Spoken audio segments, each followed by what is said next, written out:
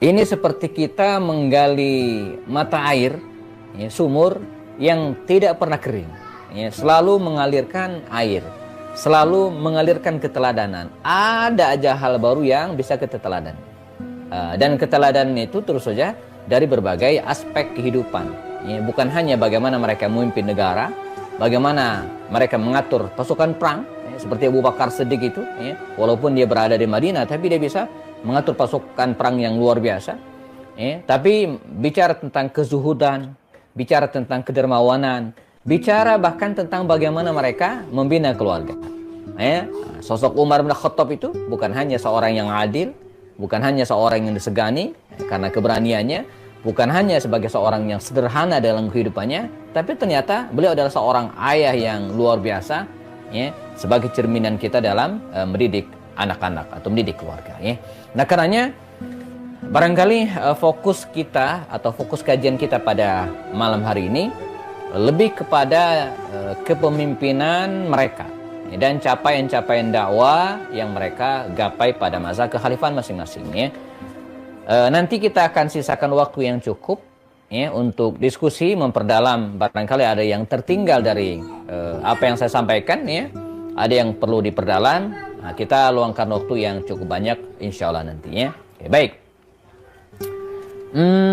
Mohon maaf Ibu Ambar atau yang kontak saya belum sempat mengirim file materi. Nanti mungkin setelah ini saya akan kirim karena.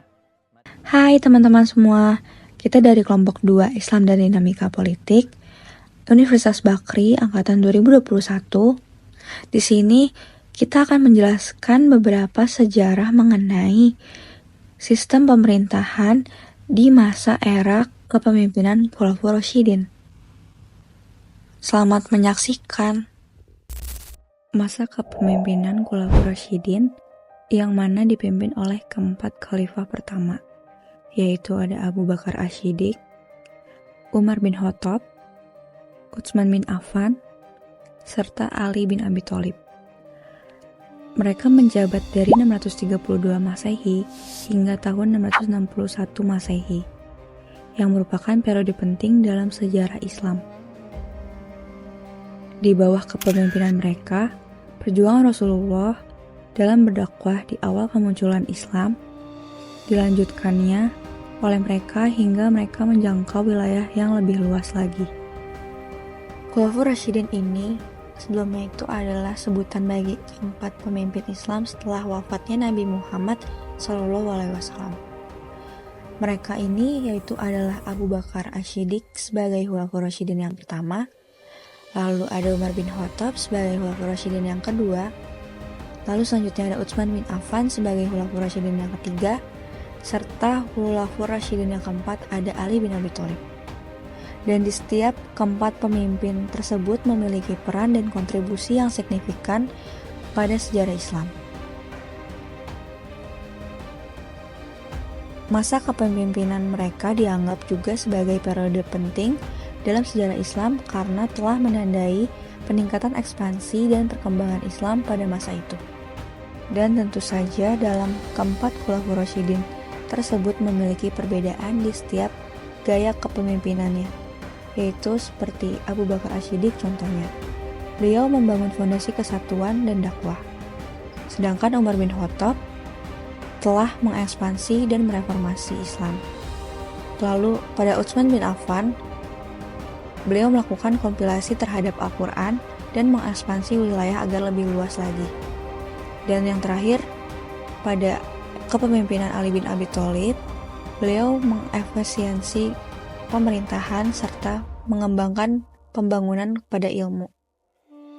Dengan begitu, jejak langkah yang mereka ukir tidak hanya menjadi pemimpin politik, tetapi juga menjadi pemimpin yang menginspirasi perubahan positif dalam berbagai aspek kehidupan masyarakat Islam. Dan di setiap era keempat pemimpin Khulafaur Rasyidin tersebut tentu memiliki kelebihan serta kekurangan masing-masing. Namun, penting untuk diingat bahwa penilaian ini dapat bervariasi tergantung pada sudut pandang dan interpretasi sejarah. Berikut adalah beberapa aspek kelebihan dan kekurangan yang sering dikaitkan dengan keempat masing-masing pemimpin Khulafaur Rasyidin. Yang pertama yaitu pada Abu Bakar Asy-Syiddiq, kelebihan beliau merupakan memimpin dengan bijaksana selama perang berlangsung, terutama saat perang Riddah, dan menyatukan kembali umat Islam yang terpecah belah. Lalu juga beliau strategis dalam melindungi wilayah dengan mengirimkan pasukan ke Syam dan mencegah penyerangan pada Romawi. Dan yang terakhir, kelebihan Abu Bakar Asy-Syiddiq yaitu menyelamatkan Al-Quran dari potensi kehilangan dengan mengumpulkan mushaf Al-Quran. Sedangkan kekurangannya, pada saat itu beliau terdapat kritik terhadap metodenya dalam memerangi suku-suku Arab, terutama selama perang Riddah berlangsung. Lalu sedangkan pada Umar bin Khattab, beliau memiliki kelebihan yaitu memimpin dengan keadilan dan ketegasan dalam menegakkan hukum Islam. Lalu juga beliau mengembangkan kebijakan ekonomi yang cukup adil serta menciptakan stabilitas ekonomi. Lalu yang ketiga ada ekspansi wilayah Islam secara signifikan selama masa kepemerintahannya. Sedangkan kekurangan pada Umar bin Khattab sendiri yaitu beliau mendapatkan kontroversi terkait kebijakan pajak tambahan pada penduduk non-muslim. Yang ketiga ada Utsman bin Affan. Kelebihan beliau yaitu membangun infrastruktur dan proyek-proyek besar untuk meningkatkan kesejahteraan umat Islam. Lalu yang kedua, beliau menetapkan versi standar Al-Quran yang telah disusun secara resmi. Sedangkan kekurangan Utsman bin Affan ini yaitu beliau juga mendapatkan kritik terkait menunjukkan kerabat dekatnya dalam posisi kepemerintahannya. Lalu yang terakhir ada Ali bin Abi Thalib. Beliau memiliki kelebihan sebagaimana memiliki kebijakan progresif dalam mendukung pendidikan serta pengembangan ilmu pengetahuan. Lalu selanjutnya juga beliau berjuang untuk melawan ketidakadilan serta korupsi yang terjadi dalam masa kepemerintahannya. Sedangkan kekurangan Ali bin Abi Thalib ini sendiri yaitu beliau juga terlibat dalam konflik internal yang mana berdampak pada perpecahan antara Sunni dan Syiah. Maka dengan demikian, kita melihat betapa pentingnya era Khulafaur Rasyidin tersebut dalam membentuk fondasi awal Islam berlangsung.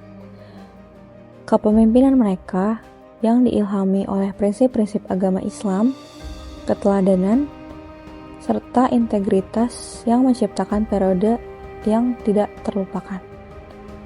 Meskipun tidak luput dari konflik, terutama pada masa Utsman dan Ali yang membawa munculnya perpecahan antara pihak Sunni dan Syiah. Namun, tonggak sejarah ini tetap memancarkan keindahan serta kearifan dalam membangun kepemimpinan yang adil.